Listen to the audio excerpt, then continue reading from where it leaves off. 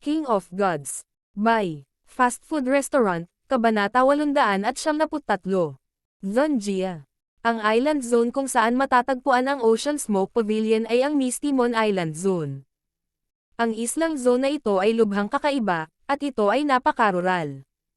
Walang masyadong isla sa malapit. Kahit na ang Misty Mon Island Zone ay hindi pa umabot sa antas ng Tianfeng Great Island Zone, ang lugar na ito ay napakayaman, at ito ay halos 2 beses na mas malaki kaysa sa Azure Flower Continent. Sa paligid ng Misty Mon Island Zone ay higit sa 12 lugar na katulad ng 8 Desolate Mountain, na bawat isa ay may kani-kanilang mga mapagkukunan. Ang lahat ng ito ay nasa ilalim ng kontrol ng Ocean Smoke Pavilion.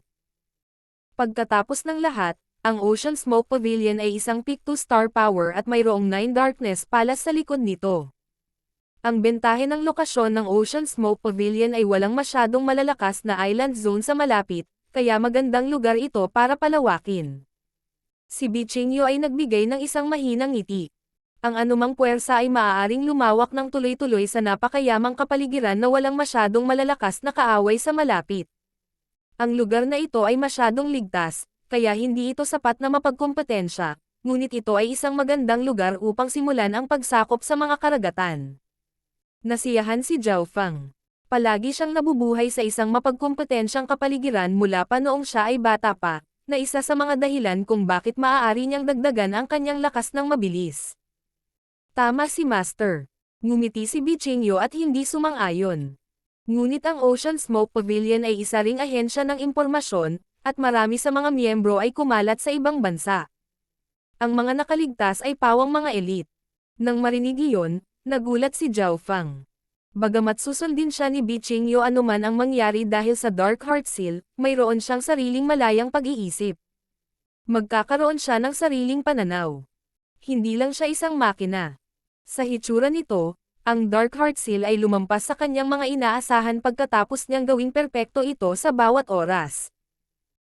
Noong una, gusto niyang gawing perpekto ito dahil gusto niyang mapanatili ng target ang kanilang potensyal, at para magawa iyon, dapat panatilihin ng target ang kanilang sariling mga individual na pag-iisip at hindi maging isang kompletong manika.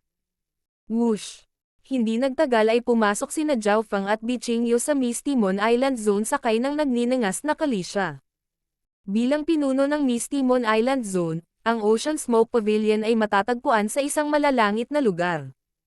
Ang hangin sa itaas ay natatakpan ng maulap na hanay, at makikita ng isa ang sunod-sunod na mga gusali sa loob. Ang laki ng lugar ay malapit sa 10,000 Sacred Clan.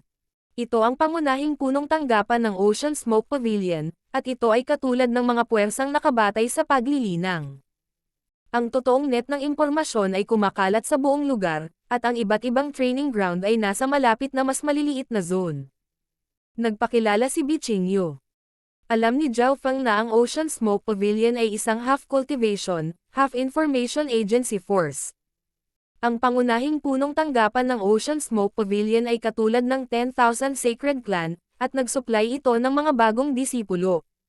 Pagkatapos nito, ang mga disipulo ay ipapadala sa iba't ibang lugar ng pagsasanay depende sa kanilang lakas, talento, at potensyal. Ang prosesong ito ay bihirang makita sa Lord Dynasty. Sa daan patungo sa Ocean Smoke Pavilion, nakasalubong ng dalawa ang paminsan-minsang miyembro ng pavilion. Pagbati, Pavilion Master. Ang mga tumawag ay nasa Great Origin Core Realm man lang.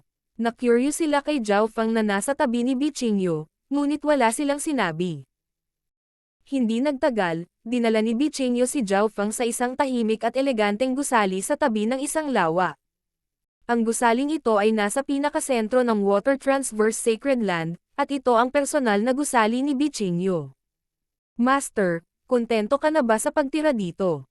Magalang na tanong ni Bichingyo. Hindi masama. Medyo nagulat si Zhao Feng na hinayaan siya ni Bichingyo na manatili sa kanyang tinutuluyan. Napagtanto ni Zhao Feng na may ilang pagbabago sa Dark Heart Seal matapos itong gawing perpekto at nagpas siyang bigyang pansin ito habang naninirahan dito. Master, bumalik ka na.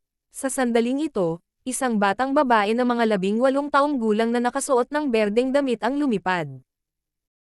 Ang kanyang mukha ay tila lumabas sa isang pagpipinta, at nagbigay ito ng nakakapreskong at dalisay na pakiramdam.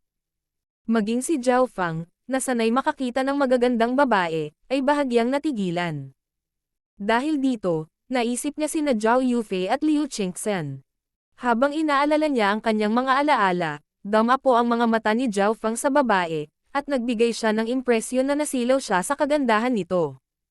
Tila sanay na sa ganoong bagay ang babaeng nakaberde, at medyo naiinis siya. Nagtataka siya kung bakit may lalaki ang kanyang banal na Panginoon sa kanyang gusali. "Jier, batiin mo si Senior Zhao." Mabilis na sabi ni Bichingyo at sumenyas sa babaeng naka-green. Nakita rin niya ang nakasisilaw na hitsura ng dama po ang mga mata ni Zhao Fang sa kanyang disipulo at bahagyang nag-alala. "Senior Zhao." Ang batang babae ay nagsiwalat ng isang nagulat na hitsura ng pagdududa at hindi paniniwala, ngunit hindi siya maaaring sumalungat sa utos ng kanyang amo. Siya ay yumoko ng ayaw kay Zhao Fang. Binati ni Disciple Zhongjie si Senior Zhao. Siniyasat ni Zhao Fang si Zhongjie. Ang kanyang edad ay katulad ng kay Zhao Yufei, at katatapos lang niyang makapasok sa Void God Realm. Siya ay sobrang talino. "Ang aking disipulo ay lumabas mula sa Divine Illusion Dimension ilang buwan na ang nakalipas at napakaswerte, na nagtagumpay na makalusot sa Void God Realm hindi pa nagtagal, ngunit kumpara kay Mas. My Lord, ito ay parang pagkakaiba sa pagitan ng mga ulap at putik." Nakangiting paliwanag ni Bichingyo. Napansin niya kung paano nakatingin si Zhao Fang kay Zhongjie at pinalitan niya ang master ng My Lord. My Lord." Sa kabila ng pagbabago, bumuka ang bibig ni Zhongjie. Siya ang numero 1 kagandahan sa mga juniors ng Ocean Smoke Pavilion at siya ay napakatalino rin, ngunit sa mata ng kanyang amo, hindi siya maikukumpara sa kabataang ito. Maaaring ang kabataang ito ay mula sa Nine Darkness Palace. Pero kahit ganoon, anong klaseng pagkakakilanlan mayroon siya para tawagin siya ni Master ng ganoon?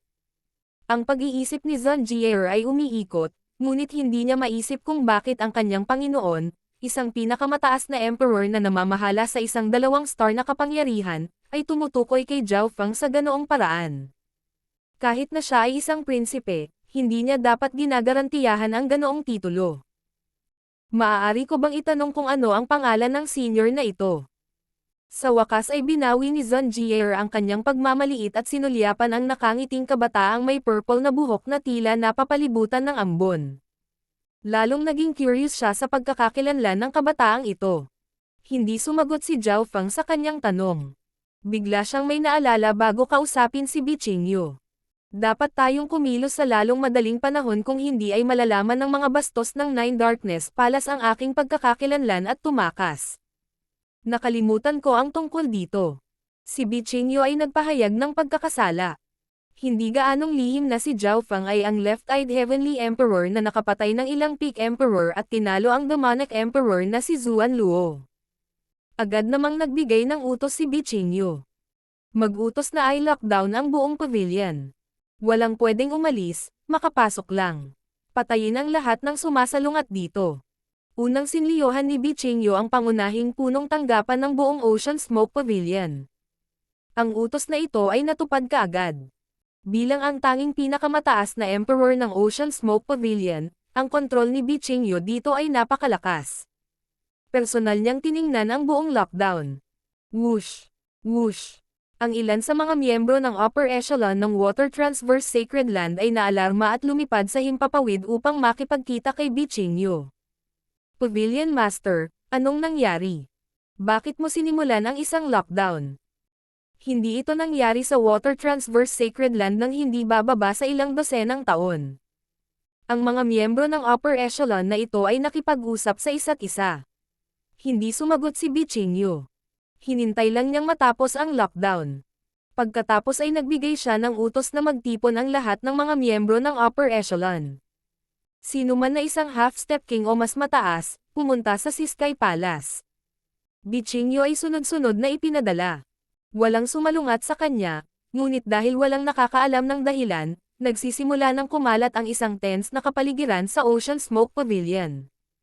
Napagtanto ni Zhongjie na ang tense na kapaligiran na ito ay dahil sa mahiwagang kabataang may purple na buhok. Ang itaas na echelon ng Ocean Smoke Pavilion ay nagtipon sa Siskai Palace. Nakaupo si Bichingyo sa pinakaharap ng palasyo, ngunit may isang binata na may purple na buhok na nakasandal sa sulok ng pader sa likod niya. Ang kabataang nakasandal ng tamad sa dingding ay namumukod tango sa tents na ito. Marami sa mga miyembro ng upper echelon ng Ocean Smoke Pavilion ay tumingin sa misteryosong kabataang ito nang may pagkamausisa, habang ang isang maliit na bilang ng mga tao ay tumingin sa batang may lilang buhok na ito na may mga nalilitong mata. Mayroong humigit kumulang 9 na eksperto sa Void God Realm mula sa Ocean Smoke Pavilion. Hindi ito ang kanilang kabuoang halaga dahil ang ilan ay kumalat sa ibang lugar. Gayunpaman, 3 demonic na aura ang kitang-kita sa mga miyembro ng upper echelon na ito ng Ocean Smoke Pavilion. Ang 3 demonic na aura na ito ay nagmula sa isang Void God Realm Emperor at 2 hari. Bichingyo, bakit mo kaming lahat pinatawag dito? Ang demonic daw Emperor ay malamig na ngumisi habang ang kanyang kapangyarihan ng demonyo ay nagpayanig sa buong Siskai Palace. Habang iginagalang ng iba ang lakas ni Bichingyo, itong demonic daw Emperor ay hindi. Ito ay isang Emperor na ipinadala dito ng Nine Darkness Palace. Sa madaling salita, narito ang Emperor na ito para pangasiwaan ang Ocean Smoke Pavilion. Mula ngayon, opisyal na aalis ang Ocean Smoke Pavilion sa Nine Darkness Palace. Si Bichingyo ay hindi nag-abala sa demonic daw Emperor habang ang kanyang malamig na boses ay umalangaw-ngaw sa Ocean Smoke Pavilion.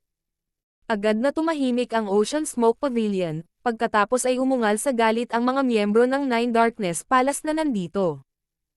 Bichingyo, anong lakas ng loob mong ipagkanulo ang Nine Darkness Palace? Gusto mo lang sirain ang Ocean Smoke Pavilion.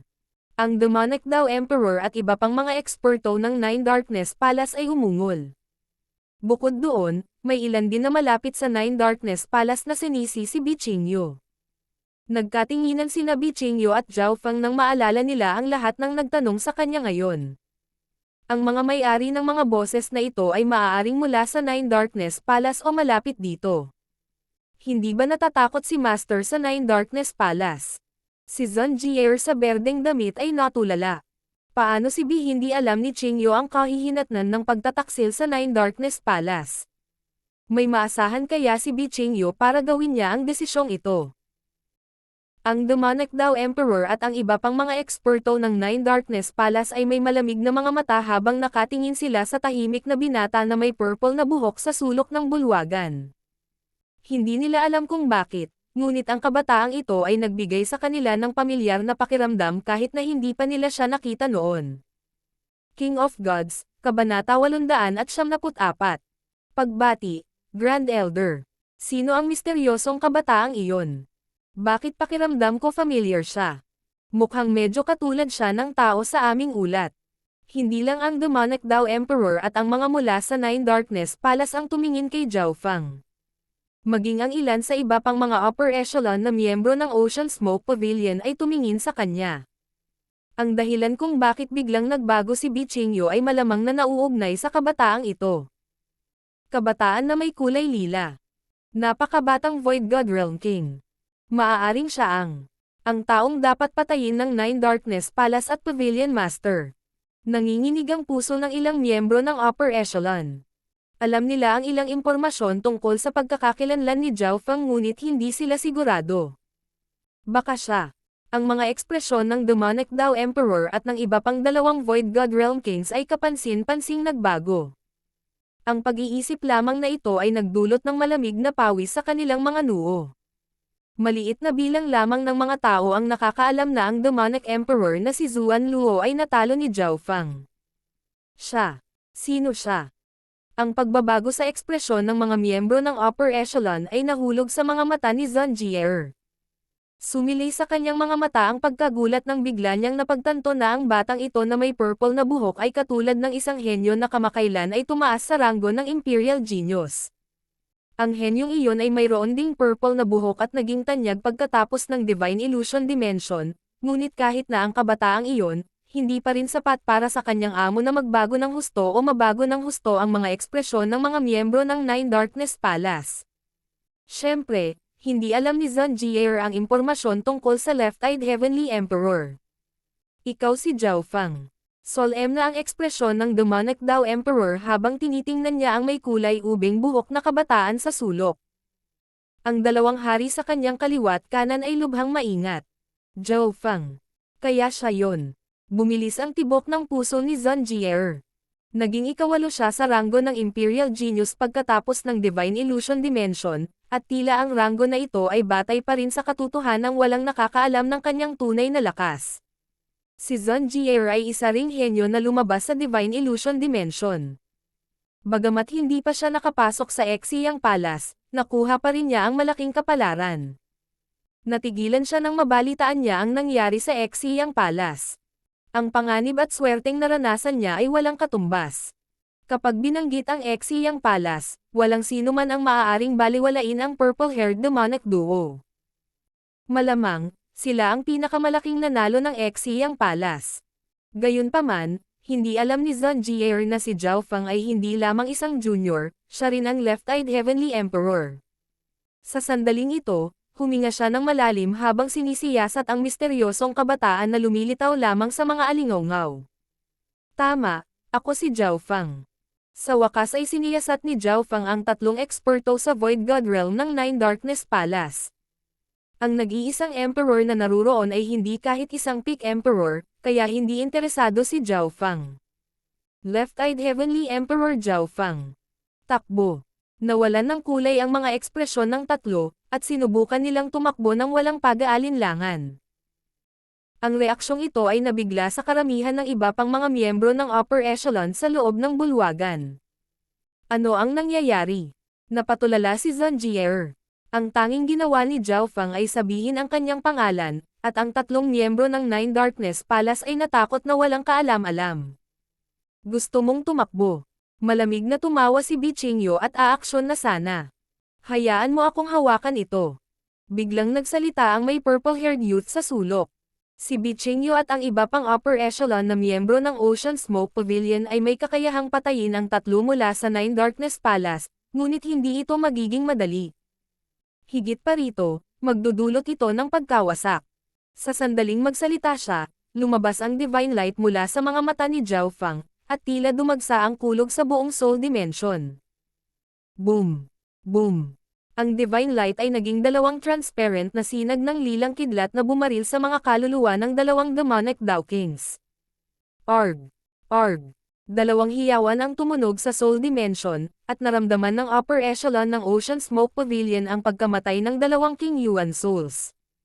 Nakita pa ng ilang divine senses na naging abo ang mga kaluluwa ng dalawang demonic Dao Kings. Plop! Plop! Dalawang ganap na hindi nasaktan na katawan ng dalawang demonic Dao Kings ang nahulog mula sa langit, ang kanilang mga kaluluwa ay nawasak. Huminga ng malamig ang mga miyembro ng upper echelon ng Ocean Smoke Pavilion. Naramdaman ni Zun Jie ang lamig na dumaan sa ilalim ng kanyang mga paa at kumalat sa kanyang katawan hanggang sa siya ay sininok. Ang dalawang demonic Dao Kings na iyon ay parehong matandang hari, at isa sa kanila ay isang peak-tier king, ngunit wala silang magagawa laban kay Zhao Fang. Sa isang tingin lang, napatay niya ang dalawang Void God Realm Kings. Nakakatakot. Kulay abo ang mukha ng demonic Dao Emperor, at halos madurog ang kanyang loob sa takot. Tumingin si Zhao Fang sa demonic Dao Emperor matapos patayin ang dalawang demonic Dao Kings gamit ang kanyang Emperor Intent. Mabilis na lumabas ng bulwagan ang demonic Dao Emperor, at ang mga miyembro ng upper echelon ng Ocean Smoke Pavilion ay hindi maiwasang bahagyang mag-alala. Ang tumakas ay isang Emperor, at mukhang walang balak si Zhao Fang na habulin siya. Gaze of the gods. Ang kaliwang mata ni Zhao Fang ay naglabas ng surge ng purple eye bloodline power na bumuo ng whirlpool. Naramdaman ng demonic Dao Emperor ang isang malakas na aura ng kaluluwa na lumapit sa kanya pagkatapos lumipad palabas ng maikling distansya. Nakalak na sa kanya ang eye bloodline ng purple-haired youth. Huwag! Ang kaluluwa ng demonic Dao Emperor ay nagpupumiglas habang nahulog siya sa walang limitasyong lamig. Para siyang kinulong. Nagpupumiglas siya sa sukdulan niyang lakas, ngunit unti-unti pa ring umaalis ang kanyang kaluluwa sa kanyang katawan. Anong uri ng pamamaraan ito? Ang Eye Bloodline technique na ito ay katulad ng sinaunang Emperor of Death mula sa Kang Ocean. Walang imak ang mga miyembro ng upper echelon ng Ocean Smoke Pavilion sa loob ng bulwagan. Kapag ang isa ay nakarating sa Void God Realm, nararamdaman nila ito kapag ang kanilang kaluluwa ay umalis sa kanilang katawan. Boom! Isang walang kamatayan at walang kamatayang hampas ng kidlat ang nagpasilaw sa Demonic Dao Emperor, at ang kanyang pakikibaka ay tumigil. Isang malamig na ngiti ang nabuo sa mukha ni Zhao Fang. Shua! Sa sumunod na sandali, ang kaluluwa ng Demonic Dao Emperor ay umalis sa kanyang katawan at sa wakas ay naging isang itim na tuldok na sinipsip sa purple whirlpool ni Zhao Fang. Plop! Ang katawan ng Demonic Dao Emperor ay nahulog mula sa langit. Kasabay nito, lumitaw ang kaluluwa ng isang emperor sa sukat ng kaliwang mata ni Zhao Fang. Sa sandaling ito, ang bulwagan ay patay na tahimik. Nakaramdam ng lamig ang mga miyembro ng upper echelon ng Ocean Smoke Pavilion habang nakatingin sa malabangungot na kabataan. Salamat, Grand Elder.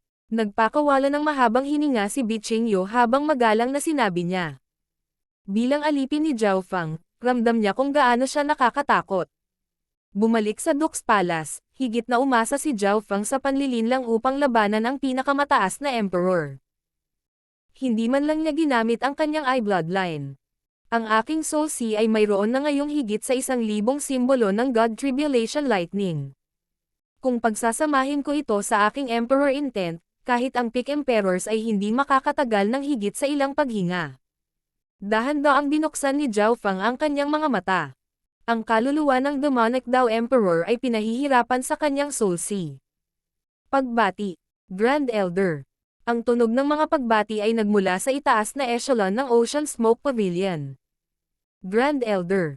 Nagsalubong ang mga kilay ni Zhao Fang habang binigyan niya ng matalim na tingin si Bichingyo.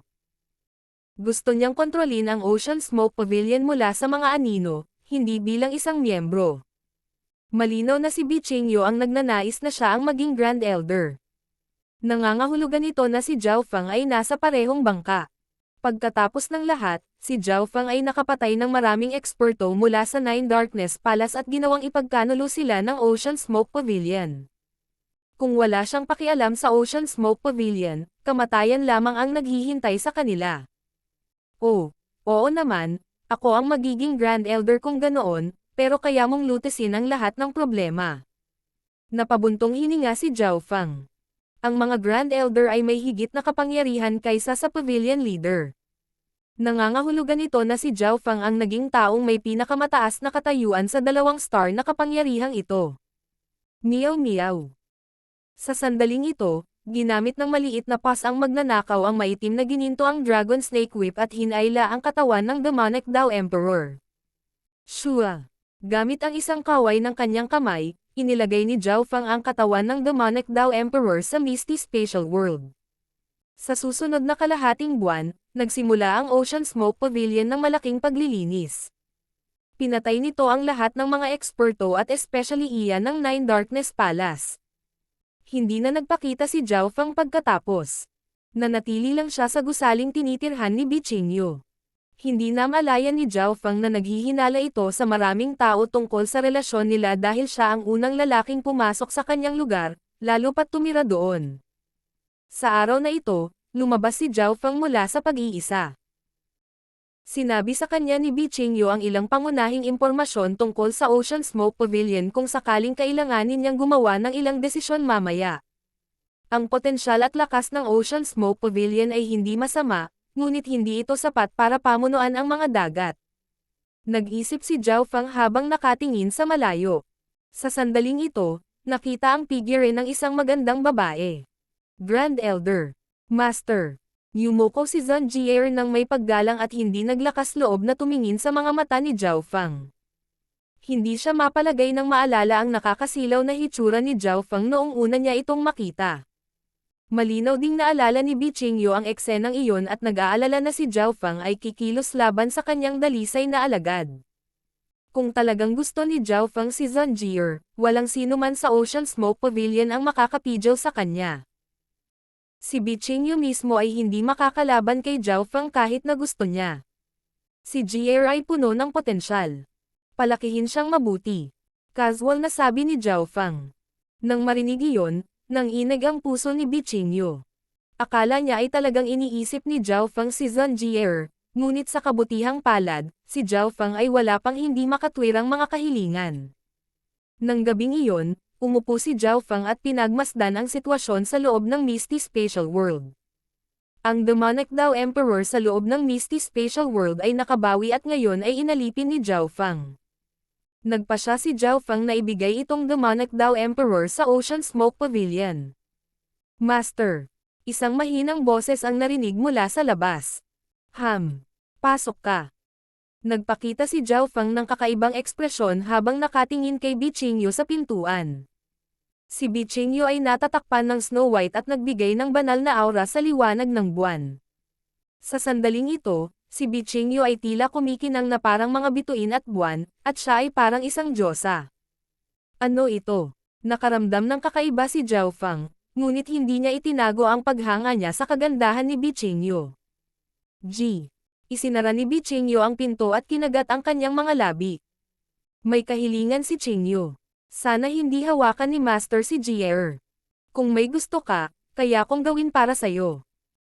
Pagkatapos sabihin iyon, hinubad ng banal na dilag ang kanyang mga damit at ipinakita ang puting nyebe na balat na sapat na upang tumagas ang dugo ng ilong ng isa. Ang kanyang mahahabang binti ay lubhang kaakit-akit. Shua. Sa pag-alis ng butones ng kanyang damit, nakita ni Zhao Fang ang kanyang mga balikat at suso. Kapag ang damit ay nahulog sa kanyang mga binti, ang view ay sapat na upang gumawa ng kahit sinong lalaki maging mabaliw. King of Gods, Kabanata 875. Hindi ako interesado sa kanya. Sasagutin ni Chingyo ang lahat ng iyong kagustuhan basta't bitawan mo si Jie. Ang puting nyebe na balat ng kagandahang ito ay nagpakulo ng dugo. Ang biglaang eksenang ito ay nagpatigil kay Zhao Fang. Sa sandaling ito, ang dalisay at banal na si Bichingyo ay namumula. Kinagat niya ang kanyang labi at nagsalita na may tono ng pagmamakaawa.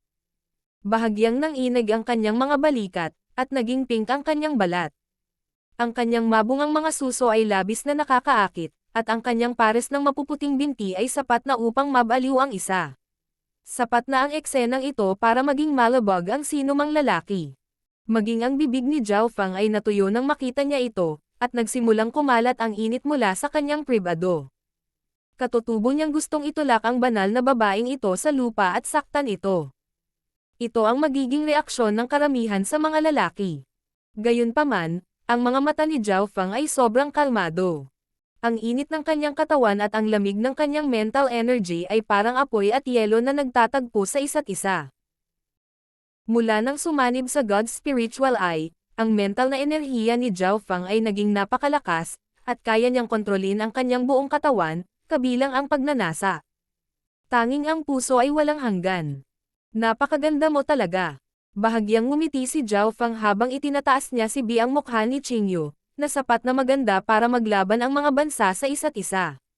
Siniyasat niya ang kanyang nakakaakit na katawan at hindi itinago ang kanyang intensyon. Nanginginig ang katawan ni Bichingyo, at ang kanyang nakapikit na mga mata ay nanginginig. Ang kanyang mukha ay naging mas malalim na kulay ng pula. Dalawang agos ng luha ang dumausdad sa kanyang mga pisngi, ngunit iyon ay magpapalaki lamang ng pagnanasa ng isang lalaki.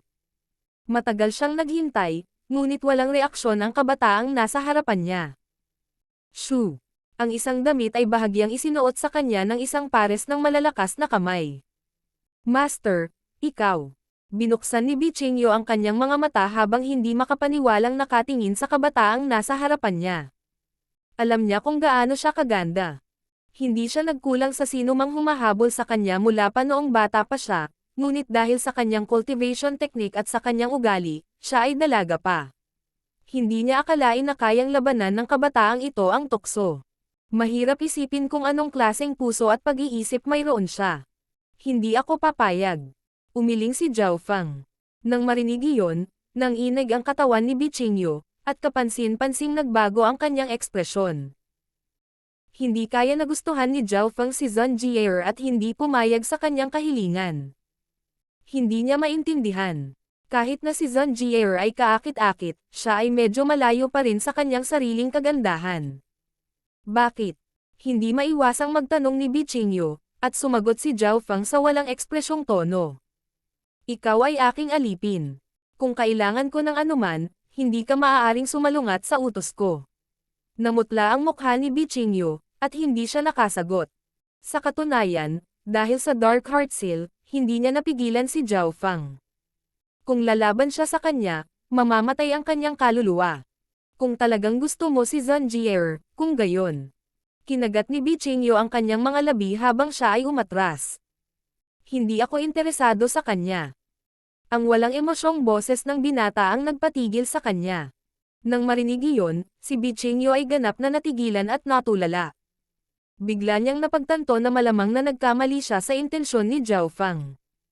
Hindi itatago ni Zhao Fang ang kanyang paghanga sa kagandahan, ngunit hindi ito nangangahulugan na mayroon siyang anumang hindi malinis na pag-iisip tungkol sa kanila. Siya ay nagkaroon ng nobya, at ang kanyang relasyon kay Zhao Yufei ay hindi malinaw. Ayaw na ni Zhao Fang na magkaroon pa ng problema sa kanyang emosyon. Mukhang mali ang pagkakaintindi ko, Master. Nahihiyang inayos muli ni Bichingyo ang kanyang mga damit at aalis na sana. Sa sandaling ito, nais niyang makahanap ng isang butas at gumapang dito. Siya ay kilala sa pagiging banal at sagrado, at napakabihirang mapunta sa isang lalaki, at ngayon siya ay tinanggihan. Teka, biglang nagsalita si Zhao Fang at pinatuloy si Bichingyo. Tulad ng si Bichingyo ay nalilito. Shua. Ikanaway ni Zhao Fang ang kanyang kamay, at lumitaw ang Demonic Dao Emperor mula noon. Pagbati, Master. May paggalang na sabi ng Demonic Dao Emperor ng Nine Darkness Palace. Ang Demonic Dao Emperor na ito ay inalipin ng Dark Heart Seal ni Zhao Fang at susundin niya ang lahat ng utos. Nagpasya si Zhao Fang na hayaan ang Emperor na ito na manatili sa Ocean Smoke Pavilion at dagdagan ang kapangyarihan ni Bichingyo. Mayroon lamang isa pang Emperor sa Ocean Smoke Pavilion bukod kay Bichingyo. Idinagdag sa isang ito mula sa Nine Darkness Palace, mayroon na ngayong 3. Aalis ako saglit.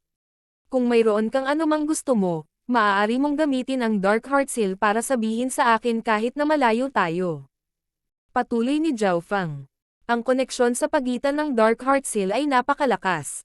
Ito ay katulad ng isang espiritual na alagang hayop at ang kanyang amo. Sa loob ng isang tiyak na distansya, maaari pa silang direktang mag-message sa isa't isa.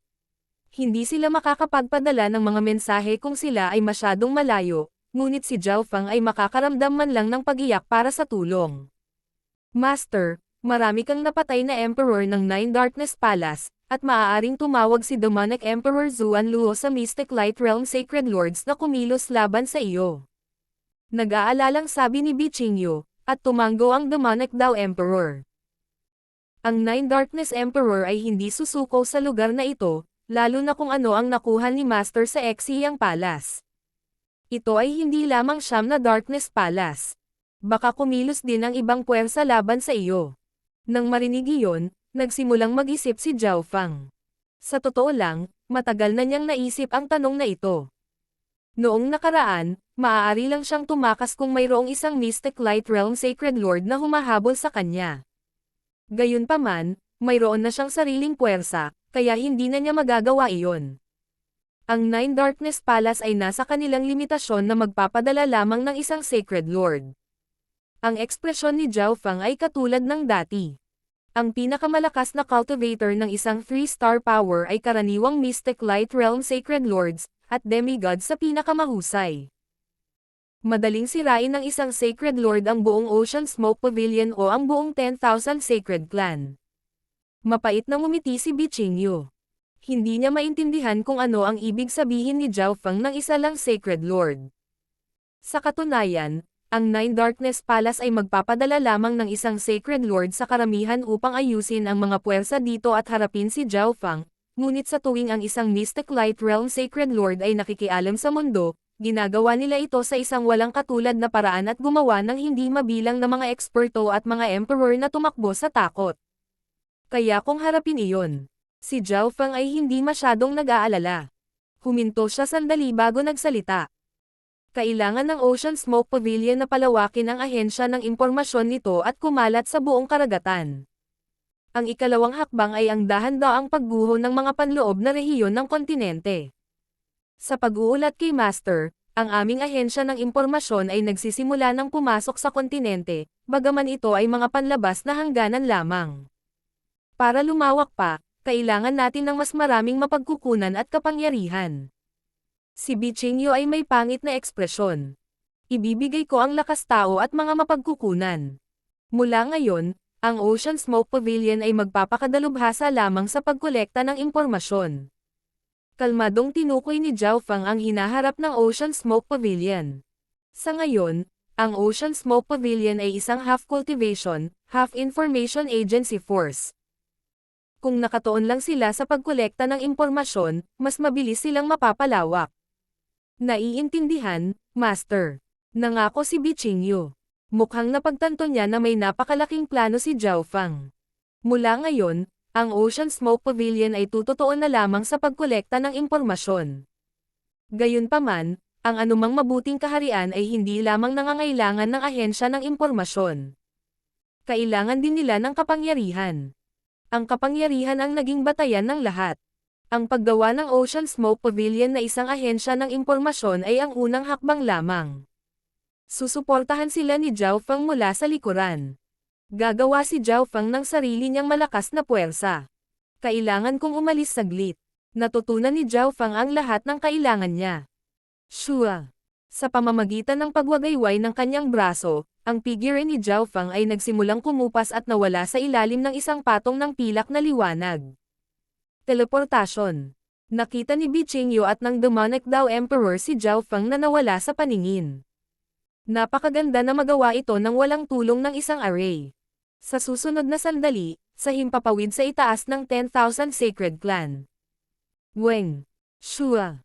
Isang pilak na figure ang nagsimulang lumitaw sa himpapawid, pagkatapos ay nag-transform ito sa isang kulay ubing buhok na figure na nagbigay ng spatial na kaguluhan. Si Zhao Feng ay nag-iwan ng spatial marking sa Dux Palace, sa 10,000 Sacred Clan, at sa Ocean Smoke Pavilion. Sa 10,000 Sacred Clan. Tumingin si Zhao Feng sa clan, pagkatapos ay nawala ng may kidlat. Sa kaibuturan ng 10,000 Sacred Clan, sa isang ipinagbabawal na lugar. Meow. Hindi pinansin ng tao at pusa ang lahat ng mga arrays at lumitaw sa isang tahimik na patio. Ang courtyard na ito ay nagbigay ng pressure na sapat na para hindi makahinga ang mga normal na Void God Realm Kings. Walang sino man sa 10,000 Sacred Clan ang nangahas na pumunta rito. Sa puntong ito, ang looban ay patay tahimik, ngunit ang hangin ay natatakpan ng orange at iba sa labas ng mundo. Sinong nandyan?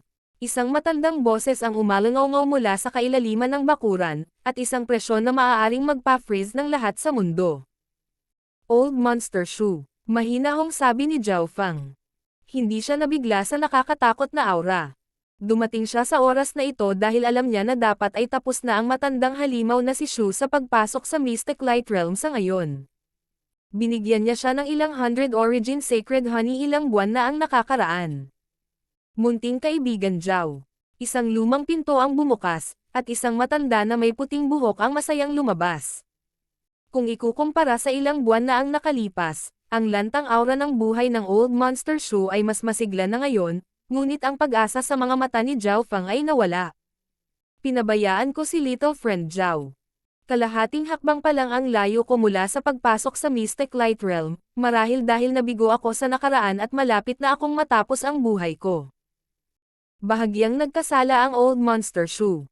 Kung mayroon siyang 100 Origin Sacred Honey ilang dosenang taon na ang nakalilipas, mas malaki sana ang tsansa niyang magtagumpay. Sa kabutihang palad, sa tulong ng 100 Origin Sacred Honey, nagawa ng Old Monster Shu na ilagay ang kalahati ng kanyang paa sa Mystic Light Realm. Ang kanyang habang buhay ay tumaas, at naabot niya ang antas ng isang quasi-sacred lord. Nabigo si Zhao Feng. Bagamat mahusay ang battle power ng isang quasi-sacred lord, orihinal na gusto niya ang Old Monster Shu na tumulong sa pakikitungo sa isang tunay na Mystic Light Realm Sacred Lord mula sa Nine Darkness Palace. Munting kaibigan Zhao. Sabi ng Old Monster Shu sa halos nagmamakaawa na tono. Ang aking estado ng pag-iral ay umabot na sa antas ng isang quasi-sacred lord. Kung bibigyan mo ako ng isa pang bahagi ng 100 Origin Sacred Honey, mayroon akong hindi bababa sa 70% na kumpiyansa upang masira ito. King of Gods, Kabanata 896. Pagbabalik ng Supreme Emperor Dark Knight. Kung bibigyan mo ako ng isa pang bahagi ng 100 Origin Sacred Honey, mayroon akong hindi bababa sa 70% na kumpiyansa upang masira ito. Sabi ni Old Monster Shu. Hindi niya namalayan na naging pangit na ang dismayadong ekspresyon ni Zhao Fang. Ang matandang halimaw Shu ay may sariling plano. Nagamit na niya ang 100 Origin Sacred Honey, at kung nabigo man siyang umunlad, wala siyang puwang para sa negosasyon. Gayunpaman, kalahating hakbang na siya sa Mystic Light Realm, at ang kanyang estado ng pag-giral ay umabot na sa antas ng isang quasi-sacred lord. Ang battle power ng isang quasi-sacred lord ay halos walang kapantay sa buong Tianfeng Great Island Zone.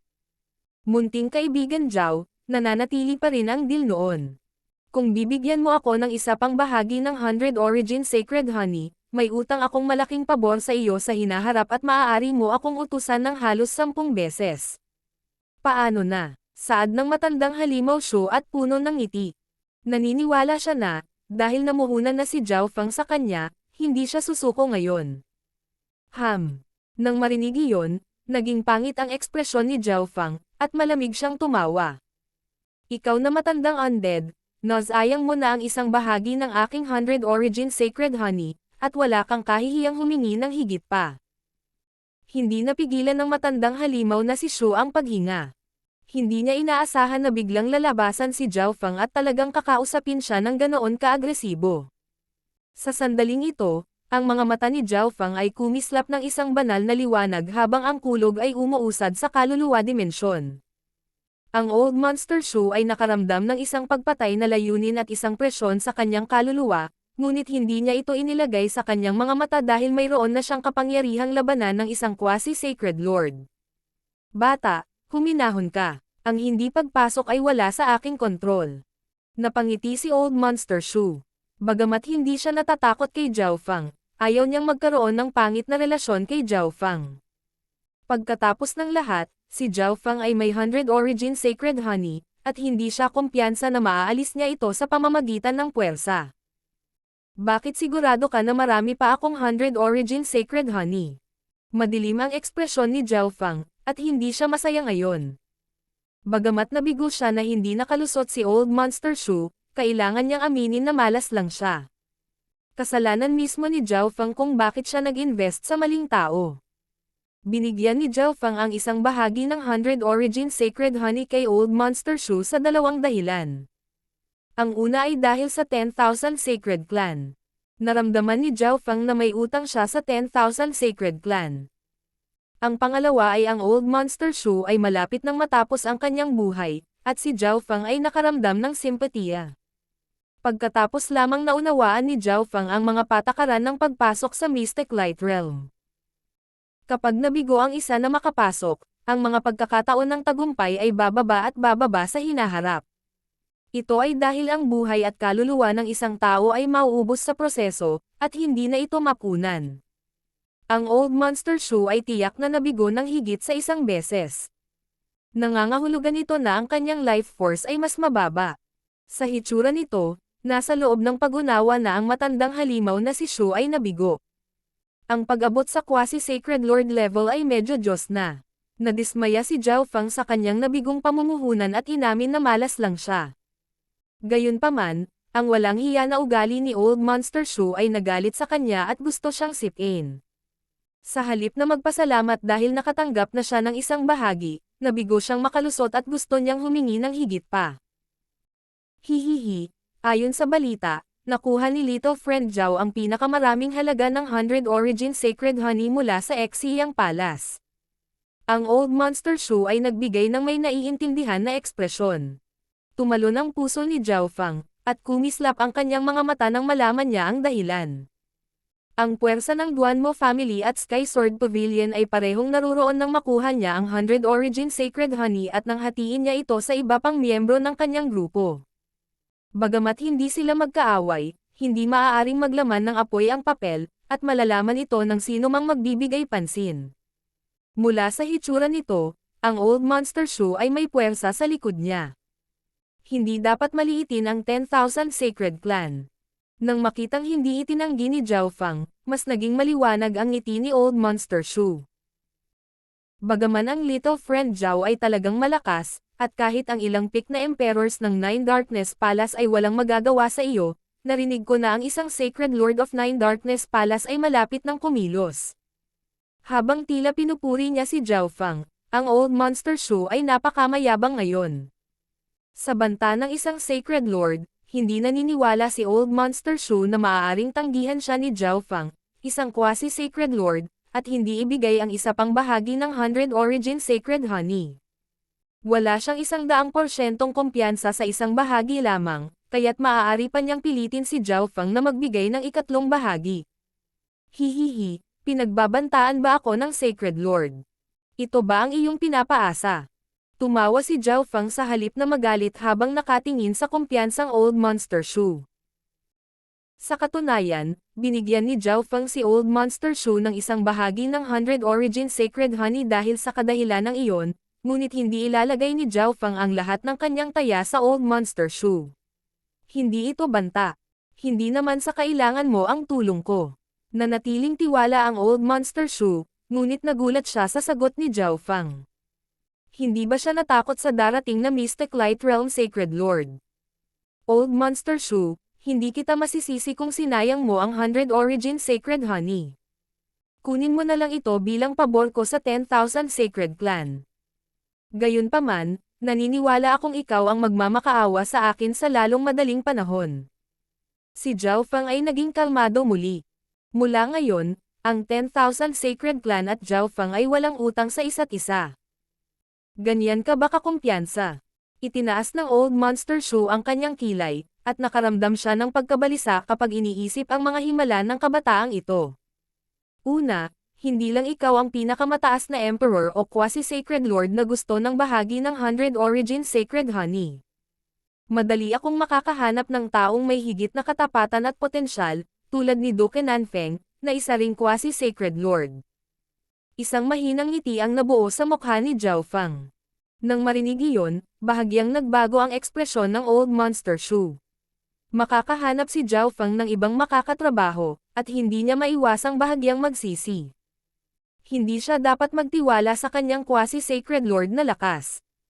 Pangalawa, habang ang iyong estado ng pag-iral ay umabot na sa antas ng isang quasi-Sacred Lord at nadagdagan ang iyong habang buhay, ang aktwal na pagpapalawig ng iyong habang buhay ay hindi gaanong tumaas.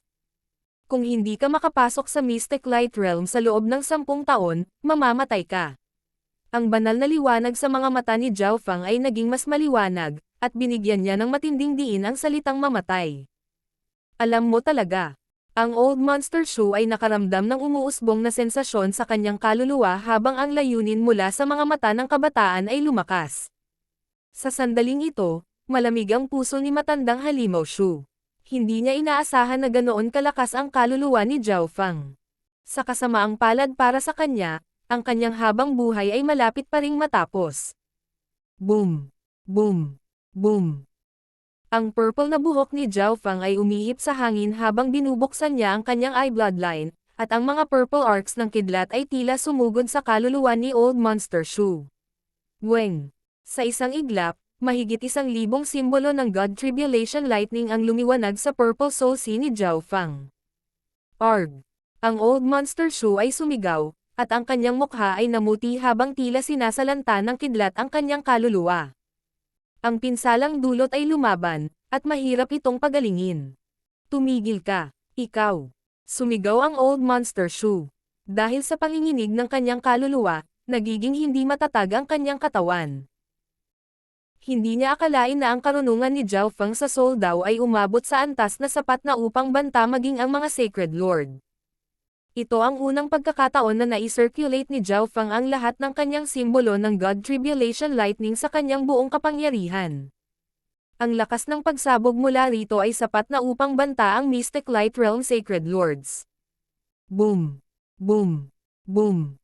Matapos ang buong tatlong paghinga, sa wakas ay lumuhad si Old Monster Shoe sa lupa.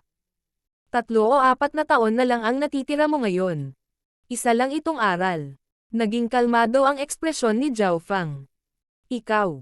Ang Old Monster Shoe ay lumuhad sa lupa na may takot at panghihinayang sa kanyang mga mata. Wala talagang pakialam si Zhao Feng sa 100 Origin Sacred Honey dahil marami siya, pero ngayong wala na siyang utang sa 10,000 Sacred Clan, tinuruan niya ng leksyon ang Old Monster Shoe. Grand Elder. Ang sigaw ng Old Monster Shoe ay ikinaalarma ng iba pang miyembro ng upper echelon ng 10,000 Sacred Clan gaya ni Emperor Ling Qiong. Shua. Sa oras na dumating sila, isang layer na lang ng pilak ang natitira, at mabilis itong nawala. Grand Elder, anong nangyari sa iyo? Ang figure ng taong iyon ngayon ay kahawig ni Zhao Feng. Mabilis na ay nalalaya ni Emperor Ling Qiong at ng kumpanya si Old Monster Shoe nang dumating sila. Ang Old Monster Shoe ay labis na nataranta, at malapit na siyang mahimatay. Lahat ng ito ay dahil sa aking kawalang hiyaan at kasakiman kaya ginawa kong hindi masaya si Zhao Feng. Kapag dumating na ang oras, bibisitahin ko siya. Isang mapait na ngiti ang ibinigay ng Old Monster Shoe. Gusto niyang makatrabaho si Zhao Feng, ngunit kinakabahan siya na maaaring hindi siya binigyan ni Zhao Feng ng isa pang bahagi, kaya kumilos siya ng walang kahihiyan. Ano sa palagay ni Zhao Feng ang 10,000 Sacred Clan? Ito ay hindi isang lugar kung saan siya ay maaaring pumunta ayon sa gusto niya. Si Emperor Ling Qiong ay natigilan at walang magawa. Nag-iwan si Zhao Feng ng special marking dito, kaya magagamit niya ang Misty Spatial World para bumalik anumang oras na gusto niya. Sa ibang lugar, lumitaw ang figure ni Zhao Feng sa Duke's Palace. Ang lugar kung saan siya nagpakita ay nasa mismong gusali kung saan may hardin noon. Zhao Feng. Si Duke Nanfeng, na nasa kailaliman ng palasyo, ay may naramdaman at hindi napigil ang tumawag. Paumanhin sa pag-istorbo sa iyo, Duke. Binati ni Zhao Feng si Duke Nanfeng bago pumasok sa pag-iisa. May dalawang dahilan kung bakit siya bumalik. Naghihintay si Zhao Feng sa mga tao, at posibleng wala sa kanila ang lalabas. Kung hindi, tahimik lang siyang maglilinang hanggang sa maging Void God Realm Emperor siya, ngunit hindi iyon masyadong makatotohanan. Sa isang kisap mata, lumipas ang karamihan sa isang buwan.